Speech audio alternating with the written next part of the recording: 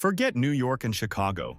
The biggest financial migration in American history is happening right now, and it's headed straight to the beach. We aren't talking about retirement condos. We're talking about trillion-dollar asset managers quietly transforming Miami into an untouchable, hyper-wealthy economic fortress mirroring Singapore's rise. The ultimate receipt? A massive $2.5 billion hyper-luxury skyscraper dominating the Brickell skyline. Welcome to the new Singapore of the West. What Singapore has to do with Miami? Before we get into the tower and the tax savings and the billionaires abandoning their legacy cities like they're leaving a party that peaked 2 hours ago, it's worth spending a moment on the framework that explains what's actually happening in Florida. Because this is not a real estate story, and it's not really a weather story either. It's a story about how a state deliberately engineered itself into one of the most attractive wealth destinations on Earth, and did it by borrowing a playbook from a city-state on the other side of the world. In 1965, Singapore gained independence with essentially nothing going for it. No natural resources, a tiny domestic market, and a geographic position that seemed more like a vulnerability than an advantage. What Singapore did instead of accepting those limitations was construct an entirely different kind of competitive model, built on 4 specific pillars. Zero or minimal taxation on capital, a geographic position that made it the natural hub between major trading regions, an obsessive commitment to public safety and civic order, and the construction of ultra-secure environments that made wealthy people from surrounding, less stable nations feel that their money and their families were genuinely protected there. The result, executed over several decades with remarkable consistency, was that Singapore became the place where serious capital went when it needed somewhere safe, efficient, and free from the kind of political environment that treats accumulated wealth as a problem requiring redistribution. It became a sovereign wealth magnet in a region full of instability and high taxation. And it did it not through natural advantages, but through deliberate policy decisions that made it structurally more attractive than every alternative. Miami looked at that model and recognized something. Florida has no state income tax, constitutionally banned, not just currently absent. No state capital gains tax, no state estate tax. It sits at the geographic intersection of North America and Latin America, with one of the busiest international airports in the country and a port infrastructure built for serious global trade. Its crime trajectory is moving in a favorable direction while legacy northern cities are moving in the opposite one. And it has been quietly building enclaves of extreme security and privacy, Indian Creek being the most obvious example, that give the world's wealthiest individuals the kind of protected environment they need to actually live in a place rather than just park money there. Wall Street is moving south because Florida built the conditions that make it rational to do so. And the $2.5 billion tower going up in Brickell is the most dramatic single expression of how permanent and serious that move actually is.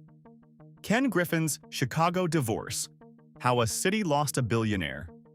To understand why Citadel is building the most expensive office tower in Florida's history in Miami, you need to understand what happened in Chicago, because Ken Griffin's departure from the city where he built his empire over 30 years is not a tax story.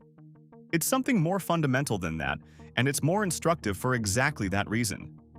Griffin built Citadel and Citadel Securities into 2 of the most formidable financial operations on Earth from Chicago: a hedge fund and a market-making firm that together manage hundreds of billions in assets and process a significant fraction of all equity trades executed in the United States on any given day.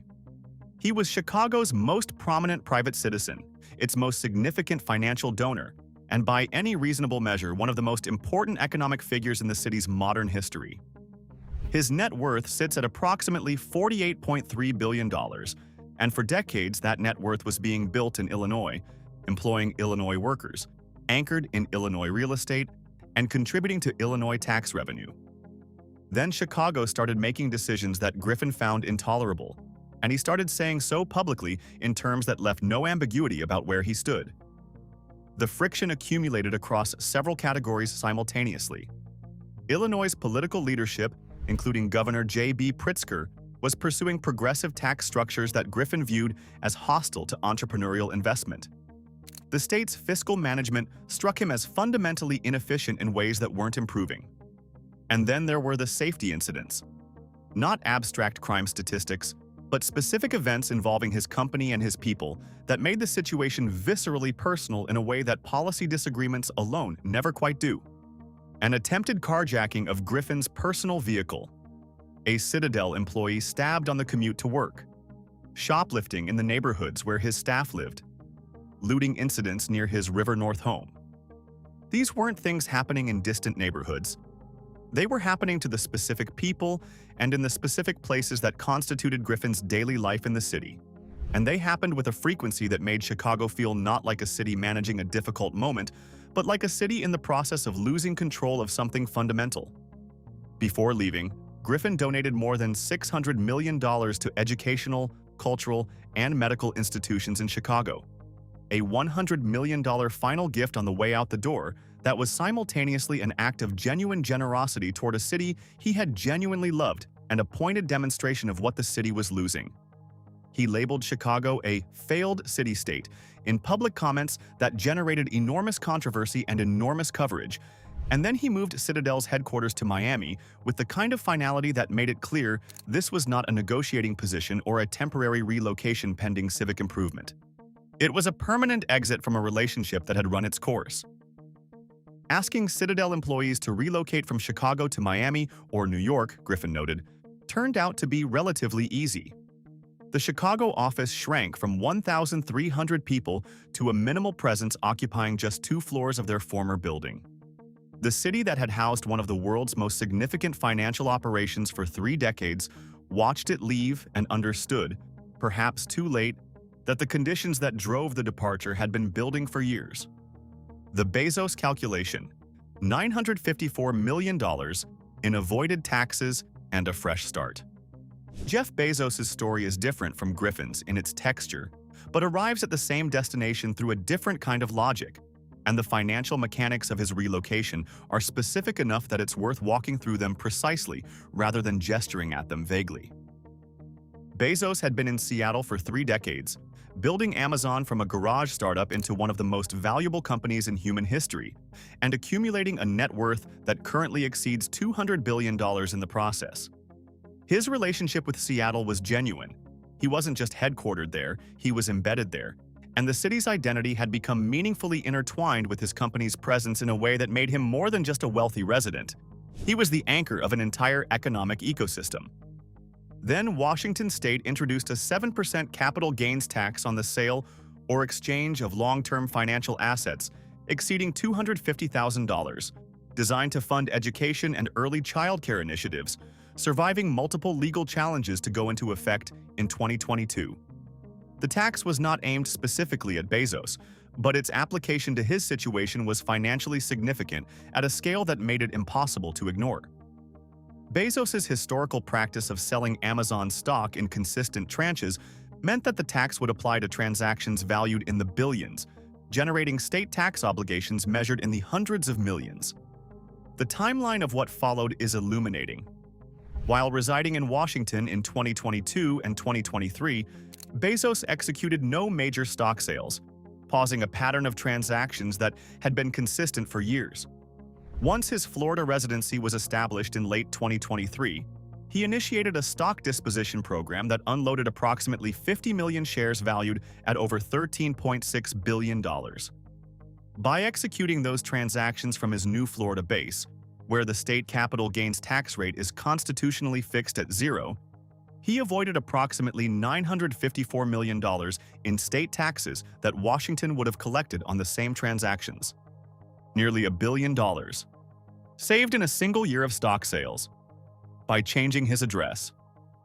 That saving effectively funded the lifestyle acquisitions that accompanied his Miami arrival, including his $500 million superyacht Koru and his $237 million accumulation of properties on Indian Creek Island, which we've covered elsewhere but which fits into this story as a data point about what people do when they've just saved $1 billion on their tax bill and are looking for a place to deploy it in a city they've decided is their new home. Bezos' public explanation for the move emphasized his desire to be closer to his parents and to Blue Origin's launch facilities at Cape Canaveral, and those motivations are likely genuine. But they operated alongside a financial calculation so enormous that describing the relocation purely in terms of family proximity would be an incomplete accounting of the decision. Florida collected $0 from $13.6 billion in stock sales. Washington would have collected $954 million. That differential, multiplied across the careers and portfolios of the dozens of billionaires and hundreds of high-net-worth individuals who have made similar relocations in recent years, is the financial engine driving Miami's transformation from a leisure destination into something that operates on a fundamentally different economic level. The Citadel Tower. $2.5 billion of architectural ambition in Brickell. Now let's talk about the building, because the Citadel Headquarters Tower, going up at 1201 Brickell Bay Drive, is not just the most expensive office development in Florida's history.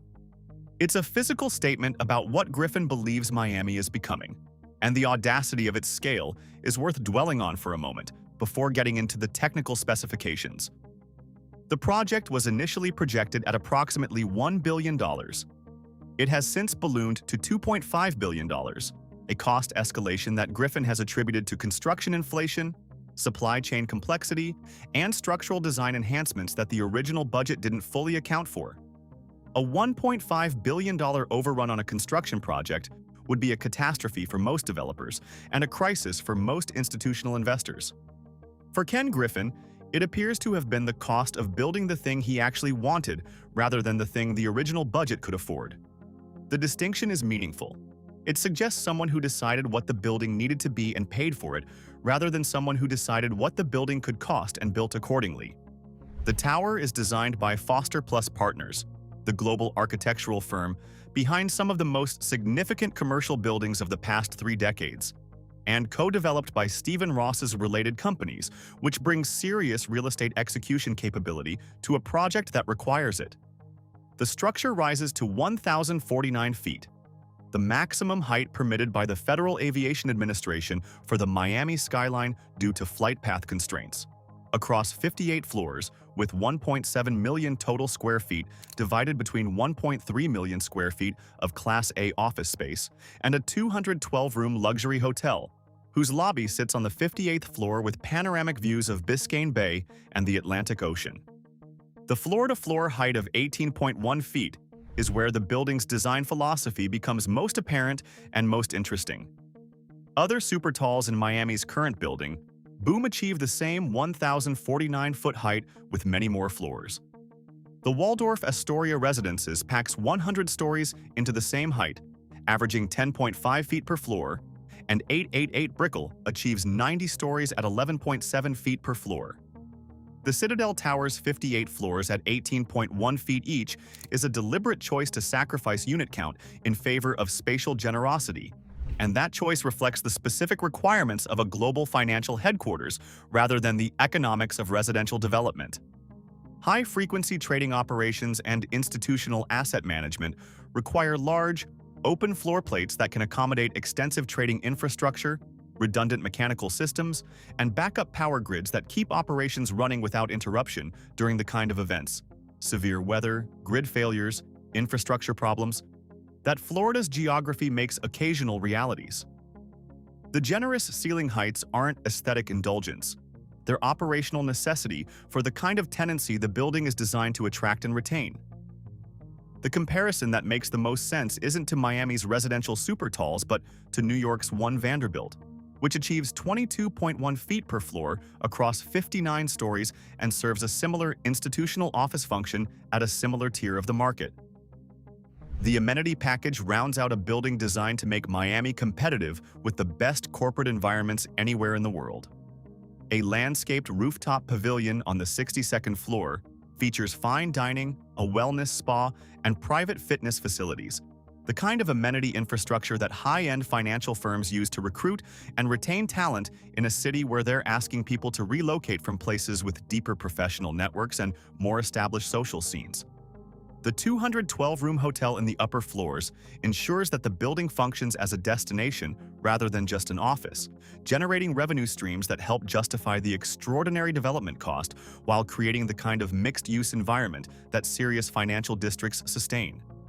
Construction timelines have pushed the groundbreaking to mid to late 2026, with completion projected for the early 2030s, a timeline that reflects both the complexity of the project and the patience of a developer who is building a permanent headquarters rather than a speculative asset timed to a market cycle.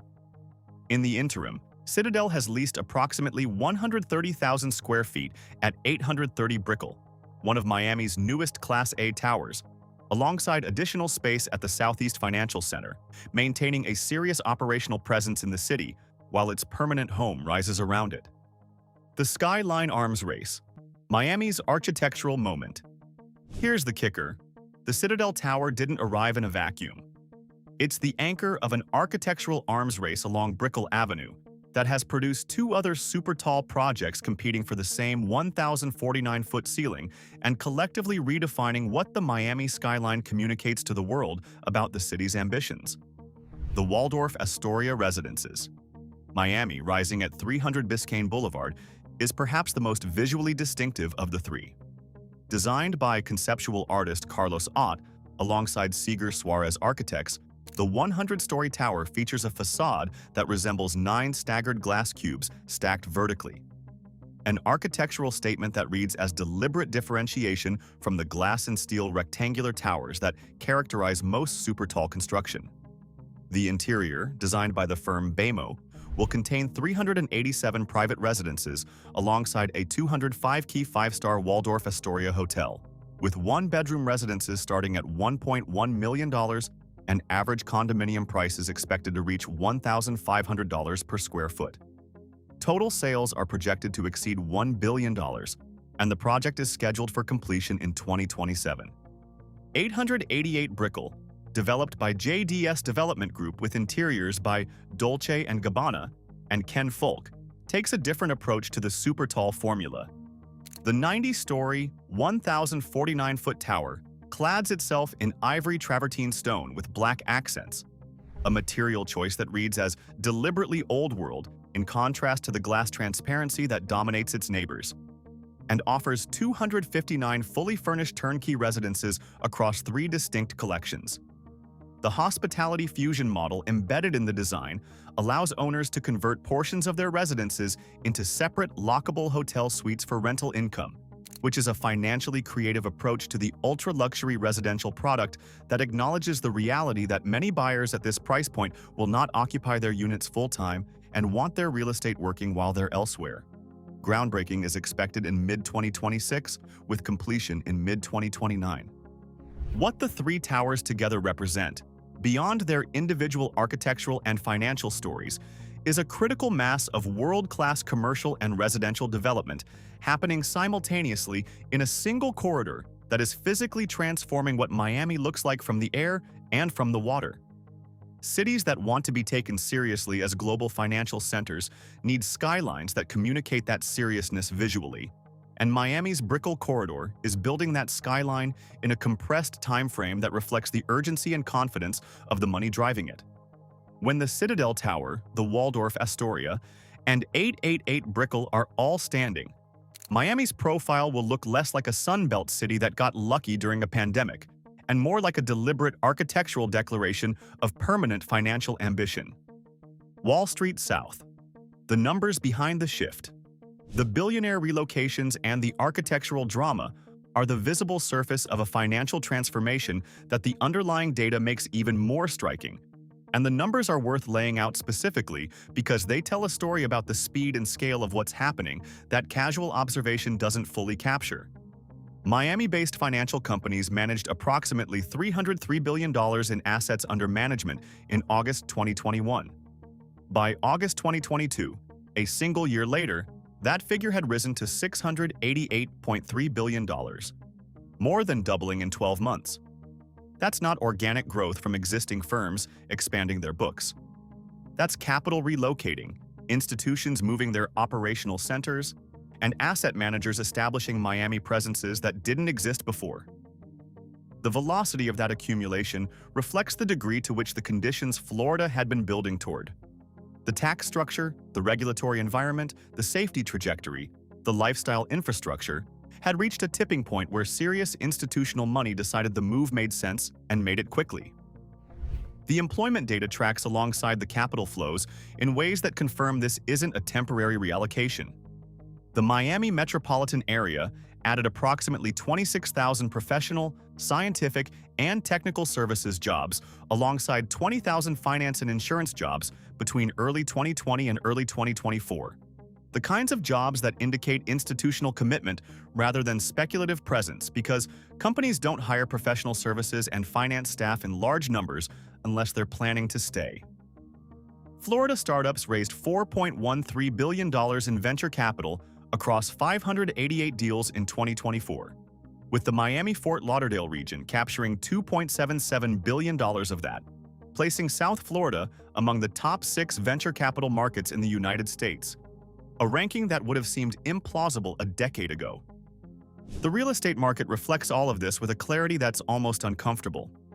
In 2025, approximately 81% of single-family home purchases exceeding $10 million in Miami-Dade County were completed in cash, a figure that speaks directly to the character of the buyers driving the market. Cash buyers at that price point are not people stretching to afford a lifestyle upgrade. They're people for whom $10 million is a discretionary allocation, and they're buying in that market because they've decided Miami is where they want to be, not because a favorable mortgage rate made the math work temporarily.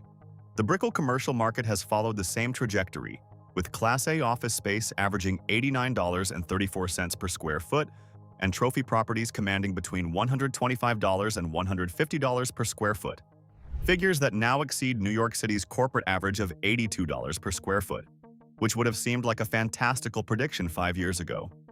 Miami now hosts more than 60 international banks and the largest concentration of international banking assets outside New York City. Miami International Airport is one of the leading cargo hubs in the country. Port Miami's container infrastructure connects the city to global trade flows in ways that complement the financial services concentration. The geographic position that made Miami the natural financial bridge between North and Latin America, a role it has been building toward since the first waves of capital fled Caribbean and South American instability in the second half of the 20th century, is now being leveraged domestically, attracting capital fleeing the regulatory and tax environments of New York, California, Illinois, and Washington, with the same structural logic that made it attractive to international capital decades earlier. The cost of the Singapore model and who's paying it. Here is the part of the Miami story that the celebration of the super talls and the billionaire relocations tends to skip past, and it deserves honest treatment because it's real, and it's significant, and it reflects the same tension that the original Singapore model has always contained between what's good for capital and what's good for the people who aren't capital. Singapore, for all the genuine brilliance of its economic model, maintained something that Miami has not: a comprehensive public housing system that subsidized high-quality apartments for approximately 80% of its population, ensuring that the workers who made the city-state function could actually afford to live in it. The Housing and Development Board's program meant that Singapore's economic miracle didn't simply price its own workforce out of existence, because the government understood that a financial hub with nowhere for its support staff, its service workers, and its middle-class professionals to live is not a sustainable financial hub. It's a luxury enclave that imports its labor from surrounding areas and calls it a city. Miami has built the financial infrastructure of the Singapore model without building the housing infrastructure, and the consequences are becoming impossible to ignore. Approximately 60% of employed adults in Greater Miami are housing cost-burdened, paying more than 30% of their income on housing, which is the highest rate among major U.S. metropolitan areas. For households earning under $75,000, that share rises to 75%. For renters earning under $50,000, it reaches 90%. The region faces a deficit of more than 90,000 affordable housing units for households earning below 80% of the area median income, a shortfall projected to reach 116,000 units by 2030. Miami's mean hourly wage of $28.36 sits 5% below the national average and significantly below New York's $37.77, which means that the city attracting the most expensive commercial development in its history and the largest concentration of billionaire residents in its geography is doing so on a wage base that makes ordinary life increasingly untenable for the people who cook the food, staff the hotels, maintain the buildings, and provide the services that make the lifestyle those billionaires are purchasing actually function. The fastest growing job sectors in Miami-Dade, hospitality, healthcare support, logistics, primarily pay $19 per hour or less, against a housing market that the influx of extreme wealth has pushed toward price points those wages cannot reach. But none of this undermines the genuine and dramatic economic transformation Miami is undergoing, which is real, substantial, and in many respects remarkable. It's possible for both things to be true simultaneously. For Miami to be executing one of the most impressive economic pivots in American urban history, and for that pivot to be generating distributional consequences that require serious policy attention if the city-state model is going to sustain itself over the decades that its architects intend. The Citadel Tower, when it rises to its FAA-maximum 1,049 feet above Brickell Bay in the early 2030s, will be the most expensive and most visible symbol of what Florida has built. What it will say depends on who gets to look at it from close-up and who gets to look at it only from a distance, from neighborhoods they can still afford to live in, serving the people in the building whose economic model depends on their presence but whose housing market has made no room for them. Ken Griffin built the most expensive office tower in Florida's history because he believes Miami is the future of American finance. He's probably right. The question the city hasn't fully answered yet is whose future it's actually going to be. And that's a wrap on today's video. If stories about the economics of extreme wealth and the cities being transformed by it are what brought you here, make sure you're subscribed to Global Status, because that's literally what we do here. Also, don't forget to tell us your thoughts about this massive economic shift in the comments section. See you in the next one.